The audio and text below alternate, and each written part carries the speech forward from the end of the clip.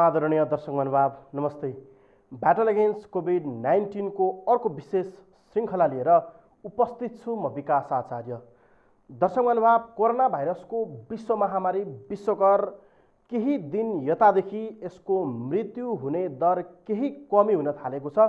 निको भएर घर जाने प्रतिशत पनि विश्वव्यापी रूपमा केही मात्रामा बढेको छ। यो हिसाबमा पनि अब कोरोना भाइरसको सन्तास अलिक कम हुँदै गएको हो कि भनेर चर्चा परिचर्चा पनि हुन थालेका छन्।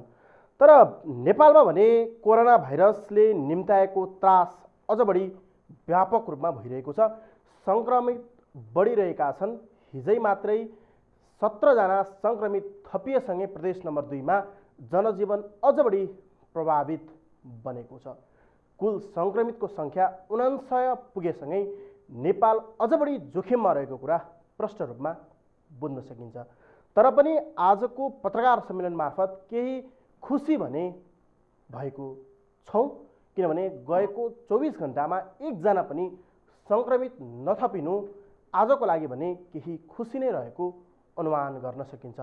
तर पनि सन्तास र संक्रमण भने विश्वव्यापी रूपमा यसको कहर वृद्धि नै भइरहेको छ। यसको प्रत्यक्ष नेपालमा पनि असर पारेको छ। अझ भनौँ छिमेकी मुलुक भारतमा यसको तीव्र संक्रमण अझ व्यापक रूपमा बढिरहेको छ।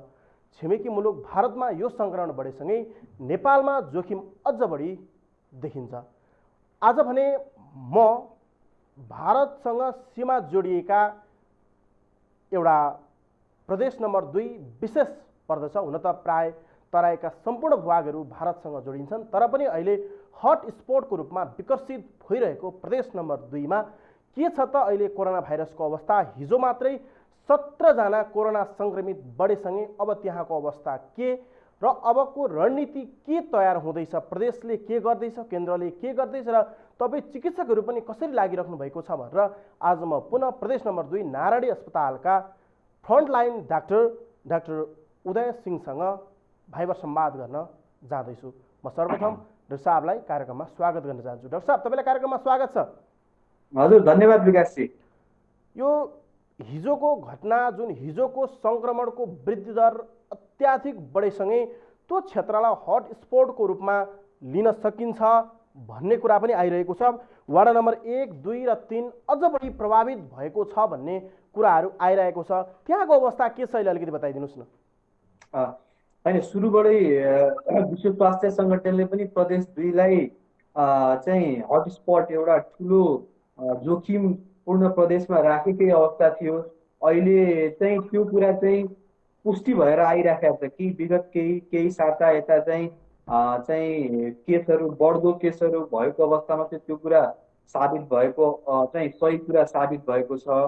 र तपाईँले भने जस्तै विशेष गरी वीरगञ्ज महानगरपालिका स्थित वडा 3, 2 र 1 यी चाहिँ झन् हाम्रा सिमाना नजिकैका वडाहरू पनि हुन् र यसमा घना बस्ती र अहिले हिजो देखिएको 17 जना सङ्क्रमित र पहिला अन्य 3 सङ्क्रमित चाहिँ त्यही वडावासी हुन्। र अझ हामीलाई अझ अनुमान के छ भन्दाखेरि जसरी परीक्षणको सङ्ख्या हामीले वृद्धि गर्छौँ, थप ती ठाउँहरूबाट अझ सङ्क्रमितहरू चाहिँ भेटिने शङ्का पक्कै पनि छ र सायद त्यो केही दिनमा चाहिँ हाम्रो रिपोर्टहरूले त्यो पुष्टि पनि गर्नेछ। र त्यो मात्र नभई अहिले तपाईँले म एउटा के दिउँ भन्दाखेरि इन्फर्मेसन, त्यस हामी कहाँ आइसोलेसनमा बस्नुभएका एकजना उहाँ चाहिँ महानगरपालिकाका कर्मचारी पनि थिए। उहाँ धेरै ठाउँमा राहत वितरणमा पनि खटिनु भएको अवस्था थियो। त्यसैले उहाँ मार्फत पनि धेरै चाहिँ सङ्क्रमण फैलिएको हुनसक्छ भन्ने पनि अनुमान विज्ञहरूले गरेका छन्। त्यो चाहिँ हाम्रो टेस्टको परिधि जसरी बढाउँदै जान्छौँ त्यसरी नयाँ केसहरू, नयाँ सङ्क्रमितहरू फेला पर्दै जान्छ। त्यसैले अहिले वीरगञ्जमा ठुलो एक किसिमको त्रास चाहिँ स्थापित छ र केही दिनमा त्यो कुराहरू पनि बिस्तारै चिर्दै आउँदै गर्छ। जस्तै कि आजसम्मको पत्रकार सम्मेलन भर्खर मात्रै सकिएको छ सरकारले स्वास्थ्य मन्त्रालयले गरेको, जसमा प्रोभिन्स नम्बर 2 अर्थात् प्रदेश नम्बर 2 मा हालसम्म 5348जनाको आरडिटी परीक्षण मार्फत स्वाब भनौँ परीक्षण सकिएको छ, गरिसकिएको छ। यो सङ्ख्यामा अहिले हामी 30 को सङ्ख्यामा छौँ, जुन अहिले सङ्क्रमित देखिएको अवस्था त्यति रहेको छ। अब जोखिमको हिसाबले प्रदेश नम्बर 2 कस्तो अवस्थामा छ? तपाईँ त्यहाँ फ्रन्ट लाइनमा उभिएर एउटै मात्रै अहिलेको अस्पताल नारायण अस्पतालमा काम गरिराख्नु भएको छ, त्यहाँको अवस्था तपाईँले अहिले भने जस्तै अब के गर्दा चाहिँ उपयुक्त होला, टेस्टिङलाई कसरी अगाडि बढाइएको छ, अलिकति त्यो विषयमा प्रसङ्गमा छलफल गरौँ। अहिलेसम्म वास्तवमा हामीहरू चाहिँ त्यो कस्तो भन्दाखेरि प्रोएक्टिभ भएर थिएनौँ। अब आफ्नो एक्टिभिटी अब देखाइरहेका छौँ, तर अबको अवस्था के छ भन्दाखेरि चाहिँ जसरी केस वृद्धि भइरहेछ यसको सङ्केत के हो भने धेरै हिडेन केसहरू अहिले पनि स्थापित रूपमा हाम्रै कम्युनिटीभित्र छ, हामीले खोज्न मात्रै नसकेको मात्रै हो। अब त्यसका धेरै कारण छन्। अहिले पनि आज तपाईँलाई अहिलेसम्म भनिदिउँ 124वटा हिजोको केस पत्ता लगाएपछि 124जनाको थ्रोट स्वाब कलेक्सन भइसकेको छ। तर त्यो 124 मात्रै होइन, यहाँ झन्डै हजारौँको सङ्ख्यामा 3000देखि 5000 मानिसहरूको थ्रोट स्वाब सङ्कलन गरेर पिसिआर प्रवृत्तिबाट जाँच्नुपर्ने अवस्था छ अहिलेको हाम्रो। किन भन्दाखेरि उहाँहरू सबैजना एकदमै एक आपसमा कन्ट्याक्ट, एकदम प्रत्यक्ष कन्ट्याक्ट नभए पनि अप्रत्यक्ष रूपमा सबै कन्ट्याक्ट भएर सम्भावित कोरोना सङ्क्रमितहरू हुन्। त्यसैले हाम्रो सबैको उद्देश्य अब प्रदेश सरकारले पनि त्यसमा केही पहल गर्नुभएको छ। केन्द्र सरकारका पनि प्रतिनिधि मैले भर्खरै आज पनि एउटा टोली यहाँ देखेँ र स्थानीय सरकार तीनैजनाले मिलेर जति सक्दो, एक त तीव्रताको कुरा गर्छु, जति छिटो हुन्छ छिटोभन्दा छिटो परीक्षणहरू, त्यसको लागि थप जनशक्ति पनि आवश्यक हुन्छ। किन भन्दाखेरि घन्टौँ घन्टा लाएर सयौँ मानिसको थ्रोट स्वाब दिनुपर्ने आफैमा एउटा जोखिमपूर्ण र एउटा अलि मेहनतको काम भएको हुनाले चाहिँ धेरै जनशक्ति आवश्यकता हुन्छ। एउटा अर्को भनेको भाइरल ट्रान्सपोर्ट मिडियम, त्यो पनि धेरै अपुग भएको अवस्थामा। किन भन्दाखेरि हाम्रो चुनौती धेरै छ, हजारौँको सङ्ख्यामा हामीले परीक्षण गर्नुपर्ने छ, तर भाइरल ट्रान्सपोर्ट मिडियम चाहिँ जहिले पनि अपुग हुन्छ। त्यो कुरा पनि केन्द्र सरकारले प्रदेशले चाहिँ यो आवश्यकताको सामान पनि समयमा पुर्याइदिनुपर्छ। एउटा खुसीको खबर यति मात्रै छ, हामीसँग अहिले चाहिँ पिसिआर मेसिन हाम्रो काम गर्ने अवस्थामा छ र हाम्रो परीक्षण हामीले सुरु गरेका छौँ नारायण अस्पतालमा। त्यो चाहिँ एउटा राम्रो एउटा भनौँ न सुखद समाचार हो अहिलेको विषम परिस्थितिमा। नभए त्यसको लागि पनि हामीले घन्टौँ खर्च गरेर काठमाडौँ हेटौडा पठाउनु पर्थ्यो एम्बुलेन्स लगाएर, र रिपोर्ट पनि धेरै दिनसम्म कुर्नुपर्ने भएको हुनाले त्यो एउटा समस्या हल भएको छ। तर अरू चाहिँ जनशक्ति र साधन स्रोतको खाँचो पक्कै पनि छ। तपाईँले भनेअनुसार अहिलेको चुनौती र अहिलेको उद्देश्य एउटा मात्रै हो, धेरैभन्दा धेरै चाहिँ थ्रोट स्वाब अथवा पिसिआर नजल स्वाब दिएर चाहिँ पिसिआर प्रविधिबाट यो भाइरस पत्ता लगाउने, त्यही नै अहिलेको हाम्रो चुनौती हो। त्यसको लागि कन्ट्याक्ट ट्रेसिङ चाहिँ गर्नुपर्ने हुन्छ, जसको लागि हामी अहिले सक्रिय भइसकेका छौँ। हो, जस्तै कि डाक्टर साहब अहिले यो कन्ट्र्याक्ट ट्रेसिङमा चाहिँ अलिक अन्योलता भएको, जुन उहाँहरूको कन्ट्र्याक्ट ट्रेसिङ चाहिँ जुन तरिकाले गरिनु पर्थ्यो त्यो नभइरहेको भन्ने कुराहरू चाहिँ आइरहेको छ। यो विषयमा चाहिँ के हो, जति कि यतिको मात्रामा सङ्क्रमित देखिसकेपछि कन्ट्र्याक्ट ट्रेसिङ नहुनुको कारण पनि अझ बढी सङ्क्रमित नदेखिएको भन्ने पनि कुरा आइरहेको छ। हामी अहिले प्रदेश 2 कोरोना भाइरसको कतिौँ स्टेजमा छौँ भन्न सक्ने अवस्थामा छौँ भन्नुहोस् त? यहाँ एउटा दुईवटा निकै अन्योलपूर्ण कुरा छ। जसरी यो भाइरस अन्योलपूर्ण छ, त्यसै गरी हाम्रो अहिले भनौँ न हामीसँग भएको, किन भन्दाखेरि कुनै पनि इपिडेमियोलोजिकल स्टडी अध्ययनको सबभन्दा पहिलो बुदा भनेकै हिस्ट्री हो। यदि सङ्क्रमित व्यक्तिले राम्रो आफ्नो बारेमा जानकारी दिँदैन, त्यो चाहिँ अन्योलमा हुन्छ। त्यो जानकारी प्रारम्भिक हिस्ट्री नै अन्योलमा भएपछि त्यसपछिको चरण चाहिँ अन्योलमा हुन जान्छ। त्यसैले हामी कहाँ भेटिएका चाहिँ कतिपय भनौँ न सङ्क्रमित व्यक्तिले आफू कोसँग कन्ट्याक्टमा आए, कहिले आए भन्ने कुरा पनि स्पष्टसँग चाहिँ नभनिदिँदा पनि यो कन्ट्याक्ट ट्रेसिङमा चाहिँ अप्ठ्यारो परेको हो एउटा कुरा।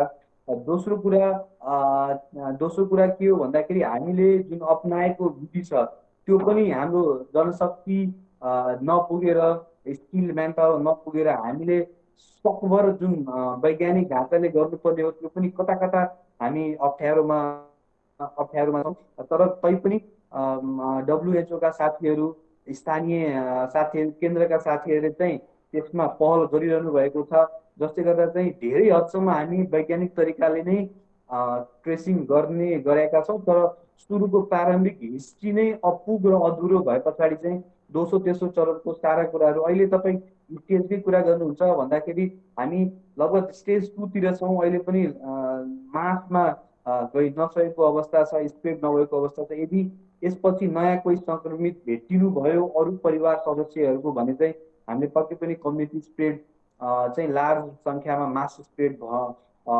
छौँ भनेर चाहिँ भन्न सक्छौँ। केही विज्ञहरू चाहिँ के पनि भन्नुहुन्छ भने वीरगञ्जमा भनौँ प्रदेश नम्बर 2 मा सङ्क्रमित भेटिए, तर उहाँहरू कहाँबाट आउनुभएको छ भन्ने चाहिँ स्रोत चाहिँ अझै पनि पत्ता लाग्न सकेको छैन भनेर केही विज्ञहरूले पनि भनिराख्नु भएको छ। त्यो अवस्था त वास्तवमा अहिले देखियो, किनभने एकै परिवारका 17 जना सङ्क्रमित भएको पनि कहाँबाट उहाँहरूलाई त्यो भाइरस सर्यो भन्ने कुरा अहिलेसम्म पनि अध्ययनकै विषय बनेको छ। एकदमै उहाँहरूको चाहिँ हिजो आएको परिवारको एकजना घरमुली चाहिँ 21 गते उहाँ चाहिँ सङ्क्रमित भएर हामी कहाँ आइसोलेसनमा हुनुहुन्थ्यो। उहाँकै मार्फत उहाँ पोजिटिभ देखे पछाडि चाहिँ हामीले उहाँको परिवारका सदस्यहरूले ट्रेसिङ गर्दाखेरि एकजना बाहेक परिवारका 17 जना सदस्य चाहिँ पोजिटिभ भएको खण्डमा, तर उहाँलाई कसरी सर्यो भन्ने कुरा चाहिँ अहिले पनि स्पष्ट रूपमा छैन। उहाँको ट्राभल हिस्ट्री र कन्ट्याक्ट हिस्ट्री हेर्दाखेरि चाहिँ एउटा मात्रै क्लु के छ भन्दाखेरि उहाँ सँगसँगै एकजना जो यहाँका स्थानीय नगरपालिका कर्मचारी थिए उहाँको सँगसँगै जाने भएको हुनाले त्यहाँबाट सङ्क्रमण आएको हुनसक्छ भन्ने अनुमान छ। तर त्यो उहाँ जुन कर्मचारी हुनुहुन्थ्यो उहाँलाई कहाँबाट आयो भन्ने एकदम स्पष्ट छैन। त्यसैले पनि हाम्रो प्रारम्भिक हिस्ट्री नै धेरै अधुरो र भएको हुनाले हाम्रो दोस्रो तेस्रो चरणको कुराहरूमा चाहिँ असहज महसुस गरेका छौँ। त्यो पनि एउटा हाम्रो कारण हो हामीले धेरै ट्रेसिङ गर्न नसकेको। जस्तै कि डाक्टर साहब, छपकैया अझ बढी यसबाट सबैभन्दा बढी प्रभावित क्षेत्रको रूपमा अहिले मान्न सकिन्छ, किनभने यतिका मात्रामा सङ्क्रमित छपकैयाबाट देखिसकेपछि त्यहाँको जनजीवन कस्तो? जस्तै कि भाइरसको त्यहाँ कोरोना भाइरसको उद्गम मान्न सकिन्छ कि जस्तै कि भारतबाट नेपाल आएका भारतीय नागरिक जुन वीरगञ्जबाट एउटा मस्जिदबाट जुन पत्ता लाग्यो त्यसपछिको अहिलेको अवस्थामा हामी यतिको मात्रामा रहँदा अहिले त झन् छपकैया मैले अघि पनि उद्घोष गरिसकेँ, छपकैया अझ बढी प्रभावित बनेको छ। यो समग्रलाई चाहिँ तपाईँ कसरी हेरिराख्नु भएको छ? होइन, तपाईँले भने एकदम सही हो। सुरुको हाम्रो 3 जना सङ्क्रमित त्यही छपकैया एरियाबाटै आउनुभएको हो। सुरुको भारतीय नागरिकहरू त्यहाँको एक मस्जिद स्थित बस्नुहुन्थ्यो र त्यस पछाडि त्यो एरियालाई पुरै सिल गरेर जाँच्ने उपायहरू गरियो। त्यस बेला चाहिँ आइडिटी प्रविधिबाट हामीले धेरै सङ्ख्यामा कन्ट्याक्ट ट्रेसिङहरू गऱ्यौँ, जाँच्यौँ, त्यहाँ भेटिएन। तर फेरि पनि यो विगत सातामा एक जना गरेर भेटियो र हिजो मात्रै 17 जना भेटिँदाखेरि चाहिँ अहिले छपकैया फेरि पनि सिलबन्दी भएको अवस्था छ र त्यहाँ चाहिँ त्यहाँका भनौँ न स्थानीयहरू अहिले निकै नै सन्देहमा बसेका छन्, त्रसित छन्, डरमा छन् कि अरूमा पनि सङ्क्रमण देखिन सक्छ भनेर उहाँहरू निकै चिन्तित हुनुहुन्छ र सिल गरिएको अवस्था छ। अहिले पनि स्थानीय प्रशासनले त्यो पुरै एरिया 1, 2, 3 र बोर्डरसँग टाँसिएको एरियालाई चाहिँ सिल गरेर सकभर धेरैभन्दा धेरै कन्ट्याक्ट ट्रेसिङ गरेर धेरैभन्दा धेरै परीक्षणहरू होस् भनेर चाहिँ हामी सबै प्रशासन, चिकित्सक र अरू सबै टोली मिलेर अहिले हामी चाहिँ त्यता काम गरेका छौँ। आज मात्रै 124 जनाको अहिलेसम्म परीक्षण गरिसकिया छ, थ्रोटसाट निकालिसकेका छ। अझ थप भोलि र पर्सि चाहिँ अझ थप मानिसको परीक्षण गर्ने तयारीमा छौँ। डाक्टर साहब, जस्तै कि यो यतिको मात्रामा सङ्क्रमित देखिनु, जस्तै कि मैले तपाईँलाई पनि अहिले भनिसक्नुभयो छपकैया त्यतिखेरैदेखि नै सिल गरिएको थियो, हाल पनि आएर अहिले छपकैयामै यति साह्रो सङ्क्रमित पनि देखिरहेको छ भने प्रदेश नम्बर 2 ले अहिले यो जोखिमको घेराभित्र छ। कहाँनेरि चाहिँ चुक्यो हामी, जस्तै कि के गर्दा चाहिँ त्यो अवस्था आउँदैन थियो, अब के गर्दा चाहिँ योभन्दा बढी सङ्क्रमण हुन चाहिँ रोकथाम हुन सक्ने कुराहरू चाहिँ तपाईँ एउटा फ्रन्टलाइन डाक्टर, त्यहाँको एउटा विज्ञ पनि भएको हिसाबले मैले तपाईँसँग यो प्रश्नको उत्तरको आश गरेँ।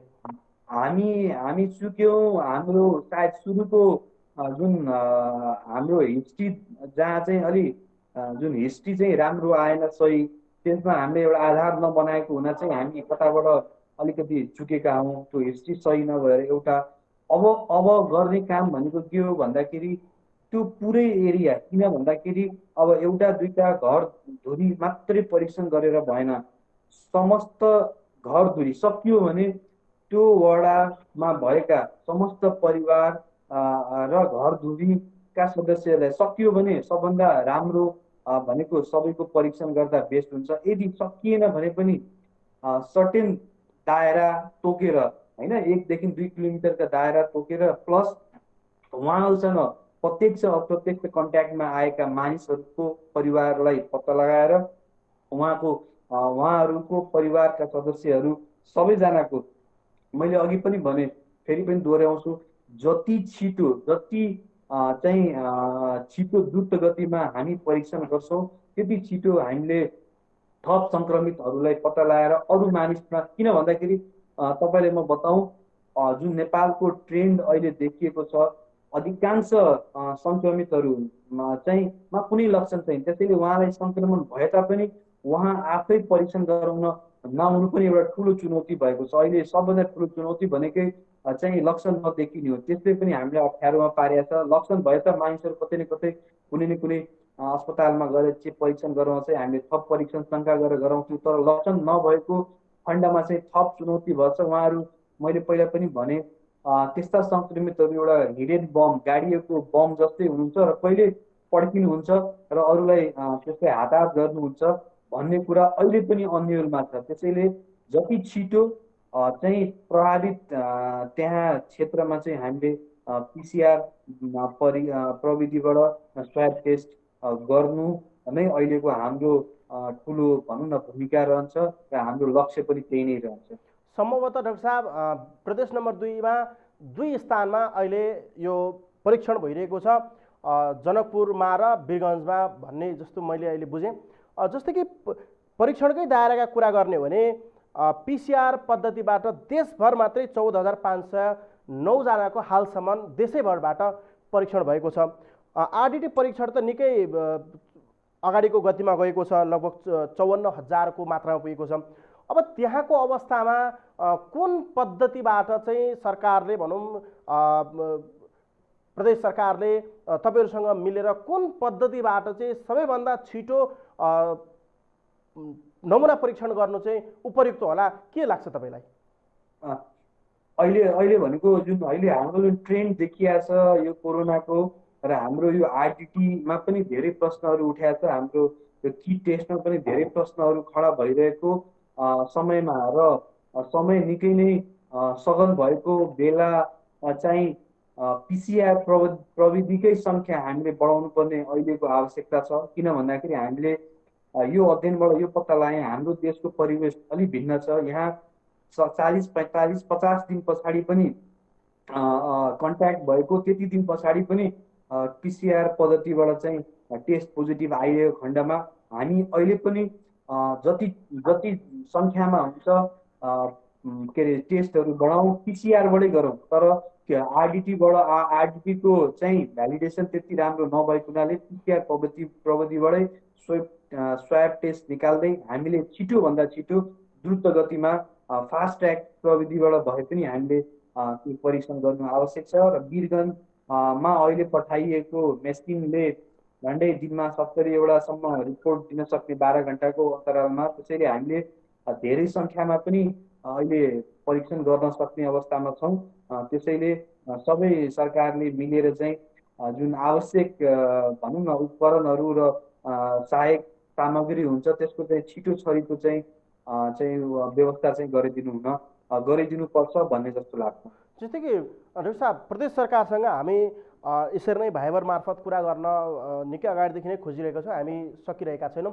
तर पनि तपाईँ त्यहीँ हुनुहुन्छ, फ्रन्टलाइनमै हुनुहुन्छ, प्रदेशसँगको समन्वय कस्तो छ, प्रदेश सरकारले कस्तो भूमिका खेलिरहेको छ, अन्य प्रदेशको तुलनामा प्रदेश 2 को अहिलेको अवस्था के छ, कसरी अगाडि बढिराख्नु भएको छ, कतिको हातेमालो बढाइराख्नु भएको छ, यो विषयमा अलिकति केही त्यस विषयमा जानकारी पाउन। मैले तपाईँलाई एउटा स्पष्ट रूपमा भनिदिउँ, हामी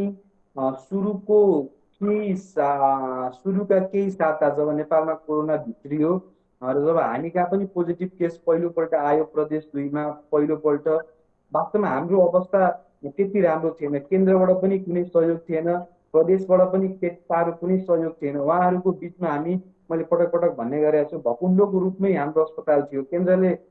प्रदेशले केन्द्रको अस्पताल भन्ने, अनि केन्द्रले प्रदेश मार्फत चाहिँ सामग्री पठाउने, त्यसमा पनि एउटा मात्रै प्रदेशको केन्द्रीय लेभलको भनौँ न यहाँ अस्पताल भए तापनि त्यो दुईटा शक्ति केन्द्रको बिचमा एउटा भकुण्डोको अवस्था थियो। पछि केसहरू पोजिटिभ आउँदै गरे पछाडि चाहिँ केन्द्रले पनि धेरै दबावमा चाहिँ के सहयोगहरू उपलब्ध गराउनु भएको। नभए हामीले जति साधन स्रोतहरू सुरुमा जुन केही साता चाहिँ हामीले आफ्नो सबै अस्पतालको आफ्नो स्रोतमा केन्द्रबाट कुनै पनि सहयोग, एक रुपियाँको पनि सहयोग होइन, कुनै पनि भनौँ न फन्डदेखि लिएर आवश्यक सामग्रीको पनि सहयोग नआएको स्पष्ट रूपमा। पछि केसहरू बढ्दै गएपछि चाहिँ उहाँहरूले पनि अलि चनाखो भएर सहयोगहरू पठाउनु हो। त्योभन्दा अगाडि निकै तितो अनुभव छ हामीले। अर्को कुरा तपाईँसँग सेयर गर्छु, अहिले धेरै श्रोताहरू हुनुहुन्छ। हामीले सुरुमा प्रदेश सरकारसँग पनि अस्पताल मार्फतै हामी एउटा डेलिगेसन लिएर लौ यो चाहिँ छिटोभन्दा छिटो एउटा कोरोना डेडिकेटेड हस्पिटल छुट्टै निर्माण गरौँ, सहरभन्दा बाहिर चाहिँ केही ठाउँहरू पनि उपायहरू पनि बताएका थियौँ। के अरे विराटनगरमा बनेको अस्पताल, भरतपुरमा बनेको अस्पताल जस्ता एउटा संरचना, किन भन्दाखेरि हामी निकै नै चाहिँ एउटा भनौँ न हाई रिस्क जोनमा परेको ठाउँ भएर हाम्रो अनुमान के थियो भने पक्कै पनि यहाँ धेरै सङ्ख्यामा केसहरू आउँछ, त्यसैले वैकल्पिक संरचना आवश्यक छ। त्यसको लागि चाहिँ प्रदेश सरकार, केन्द्रीय सरकार पनि छलफल गर्यो। तर उहाँहरूले, तपाईँलाई म भनिदिउँ, आजको दिनसम्म पनि प्रदेश 2 मा कुनै पनि वैकल्पिक कोरोना विशेष अस्पताल अहिलेसम्म निर्माण गरेको अवस्था छैन। भनियो, कागजमा धेरै आयो, मिडियामा धेरै आयो, तर अहिलेसम्म केही पनि छैन। जसले यदि अहिले नारायणी अस्पताल लगभग झन्डै हामीसँग 28 जना छन्, केही 100 जना हाराहारी त हामी राख्न सक्छौँ। तर त्योभन्दा बढी केसहरू भयो भने अहिले पनि हामी चाहिँ अन्यलमा हुन्छौँ र हामीसँग कुनै साधन राख्ने कुनै बेड हुँदैन, कुनै अरू संयन्त्र हुँदैन। त्यसैले निकै तितो अनुभव छ। केन्द्र र प्रदेश सरकारले चाहिँ यसबारे अरू प्रदेशको हेर्दा तुलनामा चाहिँ निकै नै गैर जिम्मेवारै भन्छु, मैले सबै भन्छु, गैर जिम्मेवार तरिकाले प्रस्तुत भएको हो। उहाँहरूले यो कुरा रियलाइज गर्नु भएको छ होइन। बिचमा सक्रियता भएर पिसिआर मेसिन पठाउनेदेखि लिएर अरू कुराहरूमा सहयोग छ उहाँहरूको। तर यो जुन एउटा मेजर अस्पताल सम्बन्धी निर्णय हो, जुन एकदम अपरिहार्य जुन निर्णय हो, उहाँहरूले अहिले पनि अन्यलमा राख्नु भएको छ। त्यसबारे कुनै पनि ठोस पहल र निर्णय भएको छ, निष्कर्ष पहल भएको छ तर निष्कर्ष निस्केको छ। जस्तै कि डाक्टर साहब, केही समय अगाडि मलाई लाग्छ त्यहाँ आन्दोलनहरू पनि भएका थिए, अन्य ओपिडी सेवाहरू पनि सुचारू हुनुपर्छ नारायणी अस्पतालमा भन्ने पनि भएको थियो। यो अवस्थामा अहिले कसरी चलिरहेछ अस्पताल? कोरोना भाइरसको पनि उपचार भइरहेको छ, अनि बाहिर ओपिडी र अन्य आकस्मिक सेवा पनि सञ्चालन हुँदाखेरि त्यहाँको रिस्क कति छ अरू नागरिकमा, र अर्को अस्पताल नखोलिनुले चाहिँ अझ बढी प्रदेश 2 मा कस्तो खालको असर पर्छ, त्यो अलिकति बताउँ। अब यहाँ वास्तवमा लेभल 2 हस्पिटल, लेभल 2 हस्पिटल घोषणा भए पछाडि नारायणी अस्पतालमा अन्य सेवाहरू चाहिँ बन्द भएको अवस्था छ र त्यसको चाहिँ विरोधमा यहाँका स्थानीय जनप्रतिनिधि चाहिँ पार्टीका अगुवाहरूदेखि लिएर स्थानीयले निकै नै इभेन चिकित्सकहरूले पनि आन्दोलनका सिम्बोलिक आन्दोलनहरू गर्नुभयो, विरोध प्रदर्शनहरू गर्नुभयो र डेलिगेसन नै सर्वदलीय डेलिगेसन लिएरै हाम्रा स्वास्थ्य मन्त्री कहाँ पनि जानुभयो।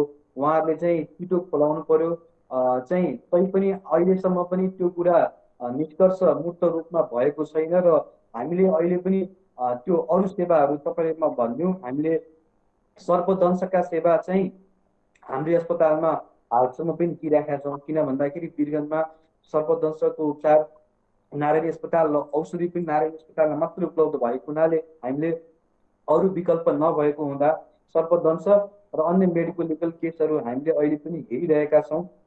तर र ज्वरोका केसहरू, तर त्यो बाहेक अरू रोगीहरू चाहिँ यहाँ नेपाल सरकारले नै व्यवस्था गरेको नेसनल मेडिकल कलेज मा चाहिँ उपचार भइराखेको छ, डायलाइसिसदेखि लिएर अरू सेवाहरू। त्यसैले थप जोखिम हाम्रो अस्पतालले अरू बिरामीहरूलाई जोखिम नभएको अवस्था छ। तर पनि भविष्यमा चाहिँ हाम्रो क्यापासिटी चाहिँ फुलफिल भयो भने त्यसको विकल्पको रूपमा केही पनि अहिलेसम्म उपाय नखोजिएको चाहिँ अवस्था छ। त्यो चाहिँ धेरै ठुलो घातक पनि हुन सक्छ भविष्यमा, होइन। एक्कासी वात्तै जस्तो विश्वकै तपाईँले ट्रेन्ड हेर्नुभयो भने पनि केही साता केही महिना भनौँ न 1 महिनामा 100वटा केस देखिने गर्छ, तर वात्तै प्रत्येक 3 दिन 4 दिनमा त्यही बराबरको केसहरू बढ्दै जाने ट्रेन्ड नै संसारभरि छ। त्यसैले हामी कहाँ पनि त्यो पशुको नहोला। हामी कहाँ पनि जसरी अहिले 2 महिनामा 99 केस भयो, हुनसक्छ एक सातामा अर्को थप 100 केस, अर्को 3 दिनमा थप 100 केस हुने अवस्था पनि आउन सक्ने छ। र खास गरी त्यो फलो चाहिँ प्रदेश 2 हुने सम्भावना धेरै नै रहेको छ। जस्तै कि भारतमा सङ्क्रमित तीव्र रूपमा बढेसँगै अहिले सीमा पार गरेर आउने नेपाली भनौँ वा नेपाल चाहिँ अलिक सुरक्षित छ भनेर भारतीयहरू पनि नेपाल छिरिरहेको भन्नेहरू पनि केही सञ्चार माध्यममा अर्थात् हाम्रा रिपोर्टरहरूले पनि पठाइराख्नु भएको छ।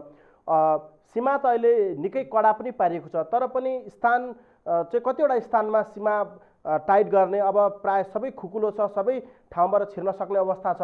यो अवस्थामा अझ बढी जोखिम चाहिँ भारतले गर्दा निम्तिन सक्ने अवस्था चाहिँ छ कि छैन त्यहाँ?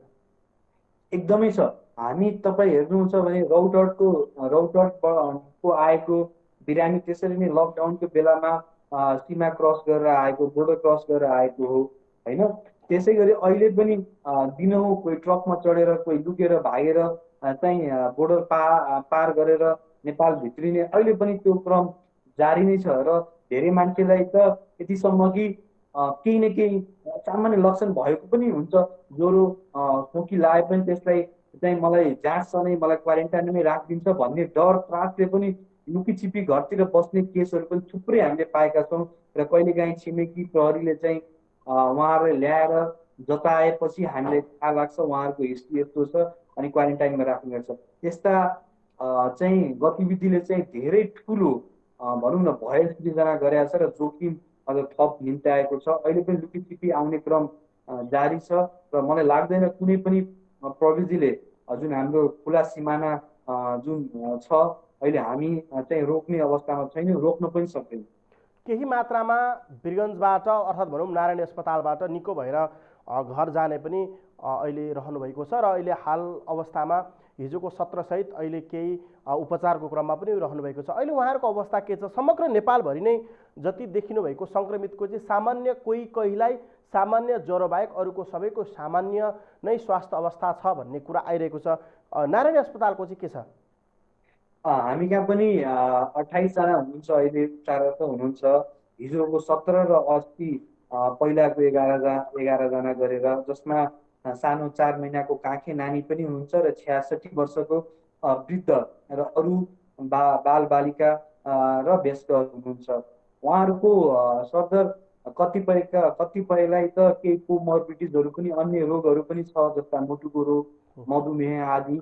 तैपनि ती कोमर्बिडिजहरू हुँदै पनि उहाँहरूको अवस्था सामान्य नै छ। कसैले पनि थप अक्सिजन या अन्य भनौँ न अन्य औषधि उपचारको आवश्यकता परेको छैन। उहाँहरूको नियमित खाने औषधि बाहेक अन्य औषधि उपचारको आवश्यकता परेको छैन। हिजो मात्र आएको चाहिँ एकजना वृद्धमा पहिलादेखि नै खोकीको लक्षण भएको चाहिँ हिस्ट्री थियो, तैपनि उहाँको अहिलेको अवस्था एकदम सामान्य छ। सानो काखे नानीको र अरू बालबालिकामा पनि कुनै कोरोना विशेषको कुनै लक्षण नदेखिएको अहिले हालको अवस्था छ।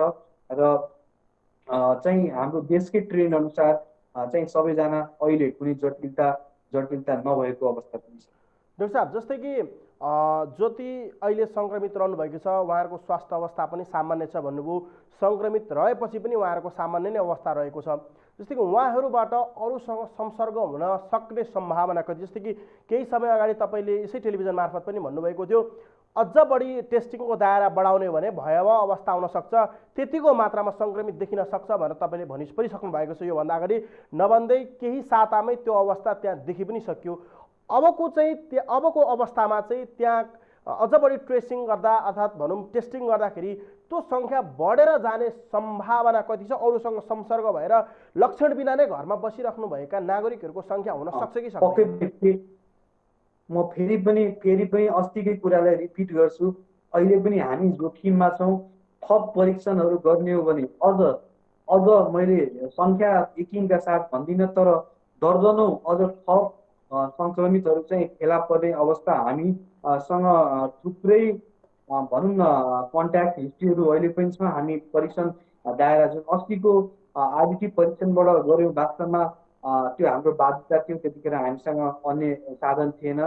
त्यसलाई फेरि पनि रिपिट चाहिँ टेस्ट गर्नुपर्ने आवश्यकता छ र त्यो गऱ्यौँ भने अझ थप कयौँ दर्जन केसहरू अहिले पनि चाहिँ कम्युनिटीमा लुकेर बसेको छ, हामीले पत्ता नलाउन सकेको मात्र हो। किन भन्दाखेरि उहाँहरू अहिले पनि केही लक्षण नभएर बसिरहनु भएको छ। लक्षण भए त उहाँहरू आफै पनि आउनुहुन्थ्यो होला, तर लक्षण नभएको ले गर्दा चाहिँ उहाँहरू जाँच गराउन आउनुभएको छैन। त्यसैले जसरी केही दिनमा तपाईँहरूले पक्कै पनि पाउनुहुन्छ होला अझ थप चाहिँ धेरै सङ्ख्यामा चाहिँ कोरोना सङ्क्रमितहरू यहाँबाट वीरगञ्ज र वरिपरिका क्षेत्रबाट चाहिँ उत्तिकै मात्रामा भेटिन्छ। भनेपछि हामी के बुझौँ भने तीव्र रूपमा अझै पनि प्रदेश नम्बर 2लाई यो परीक्षणको दायरा चाहिँ बढाउनु पर्यो सरकारले। एकदमै अरू अहिलेको हाम्रो सारा गतिविधि भनेकै त्यो सङ्क्रमित व्यक्तिहरूको वरिपरि ट्रेस गर्दै र परीक्षणको दायरा बढाउने। हाम्रो लक्ष्य पनि त्यही हुनुपर्छ, हाम्रो उद्देश्य पनि त्यही हुनुपर्छ। त्यो मात्रै हो, नभए यो जसरी हिजोको घटना एउटा परिवारको मात्रै हो, यो कम्युनिटीमा गएर धेरै म चाहिँ मेरो अनुमान चाहिँ सयौँको सङ्ख्यामा केसहरू चाहिँ अझ भेटिन सक्ने अवस्था छ। त्यसैले हामीले जति छिटो हुन्छ त्यो चाहिँ त्यसलाई चाहिँ एउटा भनौँ न सीमित दायरामा ल्याउन चाहिँ सक्ने प्रयास गर्यो भने धेरै चाहिँ सङ्ख्या वृद्धि हुँदैन। दर्शकले बुझ्ने भाषामा भन्दा वीरगञ्ज वा भनौँ प्रदेश नम्बर 2 तेस्रो स्टेजमा पुग्न सक्ने सम्भावना वा पुगिसकेको भन्न सक्ने अवस्थामा छौँ। एकदमै छिटो नै तेस्रो स्टेजमा तपाईँ देख्नुहोला होइन, छिटै तेस्रो स्टेजमा प्रदेश 2 पुग्नेछ। त्यो चाहिँ दुर्भाग्य पनि हुन्छ। अहिले पनि हामीले आफ्नो परीक्षण दायरा बढाउने क्रममा छौँ, परीक्षण गरिराखेका छौँ। तैपनि केही गरी हामी त्यसमा चाहिँ अब अझ छिटो, छरितो र भरपर्दो, मैले तिनटै कुरा प्रयोग गरेँ, छिटो पनि हुनु पर्यो, छरितो र भरपर्दो पनि हुनु पर्यो। यी तिनटै कुराहरू गऱ्यो भने सायद त्यो तेस्रो चौथो स्टेज जुन हामीले कल्पना गरेका छौँ त्यो नआओस् र पहिलो दोस्रो स्टेजमै हामी त्यसलाई रिटेन गरेर राखौँ। चाहिँ त्यो मात्रै गऱ्यौँ भने पनि सयौँको सङ्ख्यामा यो जुन वृद्धि हुने सम्भावना छ, केसहरू बढ्ने सम्भावना छ, हामी त्यसलाई रिटेन गरेर रोकेर राख्न सक्छौँ। डाक्टर साहब, हामीसँग त्यहाँ यो परीक्षण गर्ने जुन अत्यावश्यक कुराहरू हुन्छ त्यसको उपलब्धता चाहिँ कस्तो छ अहिले?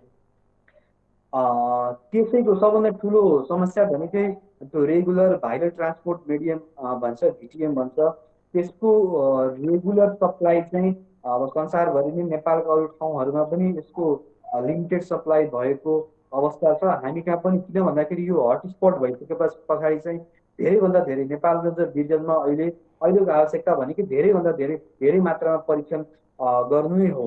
त्यसको लागि चाहिँ आज मात्रै प्रदेश सरकारले 500 थान भिटिएम पठाउनु भएको अवस्था छ, तर त्यो 500ले नपुग्ने अवस्था छ। हजारौँको सङ्ख्यामा मैले अघि भने जस्तै 3 देखि 5,000 चाहिँ परीक्षण गर्नुपर्ने आवश्यकता रहेको हुँदाखेरि त्यही मात्रामा यस्ता कुराहरू भिटिएमदेखि लिएर यस सम्बन्धी किटहरू हुन्छ, त्यसको पनि सहज उपलब्धता गराउन केन्द्र सरकार र प्रदेश सरकार चाहिँ एकजुट भएर लाग्नुपर्छ। उहाँहरूको उद्देश्य पनि अहिले त्यही नै हुनुपर्छ जस्तो लाग्छ मलाई। डाक्टर साहब, जस्तै कि केही समय अगाडि परीक्षण गर्दाखेरि पोजिटिभ देखियो, उहाँलाई निको बनाएर घर पठाइयो, पुनः परीक्षण गर्दाखेरि चाहिँ अर्थात् उहाँलाई कोरोना सङ्क्रमण देखेर अस्पताल भर्ना गरिएको अवस्थाहरू पनि धेरै छन्। विश्वमा नै यो पनि भएको छ।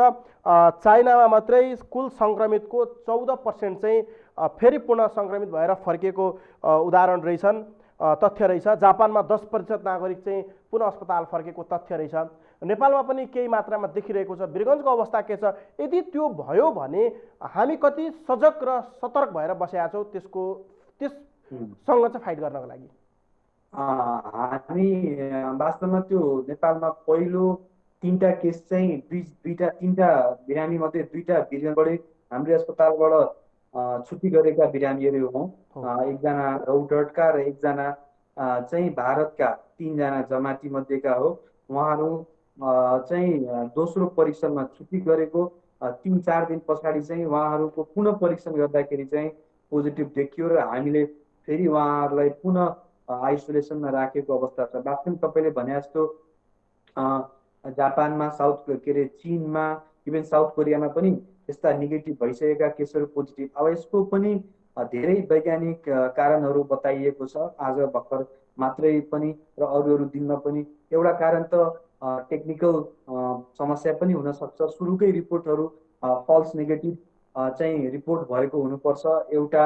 अर्को भनेको जुन मरिसकेको डेड भाइरसहरू हुन्छ त्यो पनि पुनः परीक्षण गर्दाखेरि चाहिँ पोजिटिभ आरएनए डिटेक्ट गरेर पोजिटिभ बताउन सक्ने कारण भएर पनि दोस्रो तेस्रो परीक्षणमा नेगेटिभ भएको मानिसमा पनि पोजिटिभ आउन सक्ने सम्भावना रहन्छ। र अरू कुराहरू पनि यसबारे छन्। हामी पक्कै पनि धेरै सजग छौँ, किन भन्दाखेरि हाम्रै 2टा बिरामी आयो, पोजिटिभ आयो। त्यसैले हामीले प्रत्येक छुट्टी गरेका बिरामीलाई क्लोज मोनिटरिङमा राखेका छौँ। उहाँको नियमित 1 साता 6 साता गरेर नियमित चाहिँ कन्ट्याक्ट गरेर उहाँहरूको चाहिँ पुनः परीक्षण चाहिँ गर्ने तयारी र एउटा प्रोटोकल बनाएर हामी काम गरेका छौँ।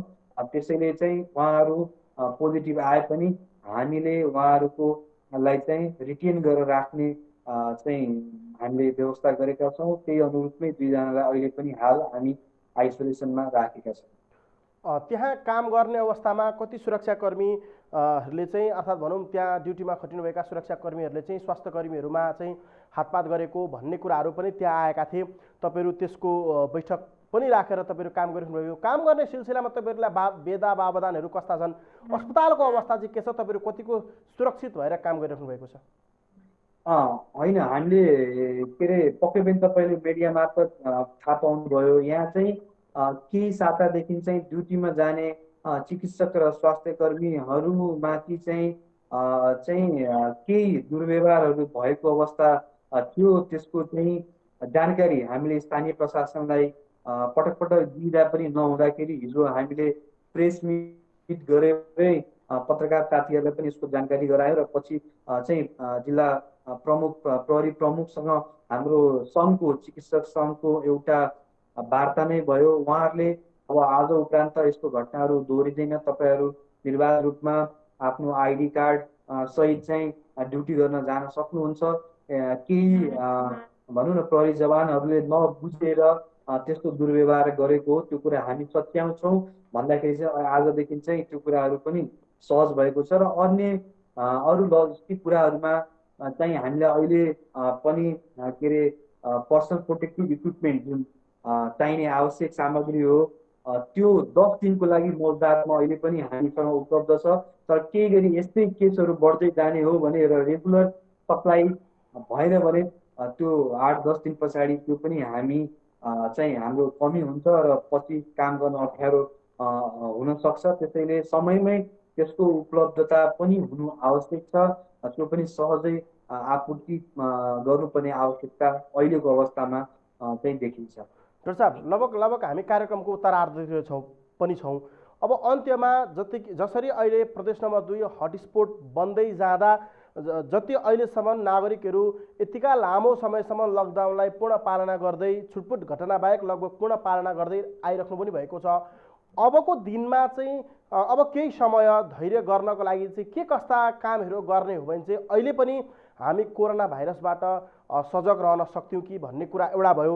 र अर्को कुरा चाहिँ अहिले जति पनि अस्पतालमा उपचाररत हुनुहुन्छ वा शङ्का लागेका नागरिकहरूले चाहिँ के गर्ने, कसरी तपाईँहरूसँगको सुविधा पाउनुहुन्छ उहाँहरूले परीक्षणको लागि?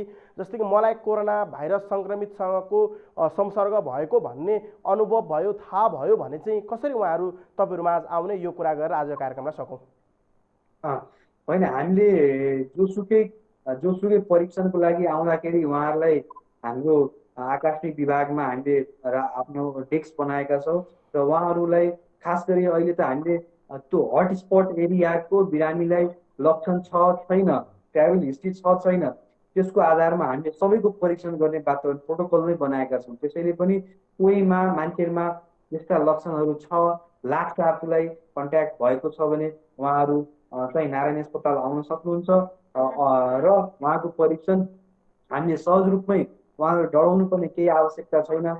परिसर गराउँदैमै क्वारेन्टाइनमा राखेर धेरै मान्छेले त्रास हुन्छ, क्वारेन्टाइनमा राखिदिन्छ भन्ने आदि इत्यादि कुराहरू पनि उहाँहरूले आफ्नो परीक्षण गराएर आफू मात्र होइन, आफ्नो परिवार र छरछिमेकी साथीभाइहरूलाई पनि दुर्घटना हुनबाट बचाउनु सक्नुहुन्छ भन्ने कुरा पनि सबै आम नागरिकले बुझ्नुपर्ने आवश्यक छ। आफ्नो मात्रै नसोचेर आफू वरिपरि साथीभाइ परिवारजनका सदस्यहरू पनि आफूले गर्दा केही चाहिँ जस्तो हिजोकै केसमा चाहिँ केही सजगता अप्नाए, थाहा भएको भए, अप्नाएको भए त्यति परिवारका सबै सदस्यहरू चाहिँ सङ्क्रमित नहुने अवस्था रहन्थ्यो। त्यसरी अरू पनि कोही हुनुहुन्छ ट्राभल हिस्ट्री भएका, कन्ट्याक्ट हिस्ट्री भएका भने उहाँहरू स्वस्फूर्त रूपमा आफै आएर आफ्नो परीक्षण चाहिँ गराउनु हुन अनुरोध छ। परीक्षण र विश्वव्यापी रूपमा जुन हामीले केही रोकथामका उपायहरू भनेका छौँ त्यसलाई पनि मानिदिएर लकडाउन पूर्ण रूपमा चाहिँ पालना गर्नुभयो भने हामीले जुन उद्देश्य र लक्ष्य लिएका छौँ कोरोनालाई सक्दो छिटो परास्त गर्न, त्यसमा त्यो उद्देश्यमा पक्कै पनि हामी सफल हुनेछौँ। त्यसमा सबै आम नागरिक, चिकित्सक, स्वास्थ्यकर्मी, सुरक्षाकर्मी र अरू पत्रकार साथीहरू सबैजनाको ठुलो चाहिँ रोल रहन्छ जस्तो लाग्छ। हस् डाक्टर साहब, समय दिनुभयो त्यसको लागि धेरै धेरै धन्यवाद। हवस्, धन्यवाद विकासजी, मेरा कुराहरू राख्न चाहिँ समय दिनुभयो त्यसको लागि। दर्शक महानुभाव, उहाँ हुनुहुन्थ्यो नारायणी अस्पताल वीरगन्जका फ्रन्टलाइन डाक्टर। कोरोना भाइरस विश्व महामारी कोभिड-19 को अहिले नारायणीमा रहेर, वीरगन्जमा रहेर नारायणी अस्पतालमा उपचार गरिराख्नुहुने डाक्टर उदय सिंहसँग मैले आज त्यहाँको अवस्था, कसरी काम गरिराख्नु भएको छ, सरकारले के कस्ता कुराहरूमा सहयोग गरिरहेको छ, अहिलेको आवश्यकता के, यो हट स्पोटमा परिसकेपछि प्रदेश 2 अबको जटिलता के, समस्या के भन्ने विषयमा मैले उहाँसँग कुरा गरेँ। पक्कै पनि विश्व महामारी कोभिड-19 को तीव्र सङ्क्रमण अहिले केही हदसम्म जुन अगाडिको रेसियोमा बढिरहेको थियो त्यो रेसियोमा नबढीको अवस्था भने पक्कै हो। निको भएर घर जाने प्रतिशत तीव्र रूपमा बढिरहेको छ भने मृत्युदर पनि अहिले विश्वव्यापी रूपमै घटेको छ। तर नेपालमा भने यो अपेक्षा नगरेको नतिजा आइरहेको छ, जुन अहिले हामी 79 को अवस्थामा छौँ। गएको 24 घण्टामा कुनै पनि नयाँ सङ्क्रमित थपिएको छैन, त्यो भने हाम्रो लागि सुखद कुरा रहन सक्छ। भारतमा भने यो सङ्क्रमण र मृत्यु तीव्र रूपमा बढिरहेको छ, निको हुने प्रतिशत निकै कम रहेको छ भारतमा। त्यसले गर्दा पनि नेपाल अझ बढी जोखिममा रहेको हो भन्ने कुरा हामी बुझ्न सक्छौँ। हस्त दर्शक महानुभाव, ब्याटल अगेन्स्ट कोभिड-19 को यो विशेष श्रृङ्खला आज यहीँ सकिन्छ। फेरि अर्को दिन अन्य विशिष्ट व्यक्ति लगायत विज्ञहरूसँग कोभिड-19 को विषयमा छलफल गर्न म उपस्थित हुने नै छु। त्यतिन्जेलसम्मको लागि बिदा दिनुहोस्। नमस्ते।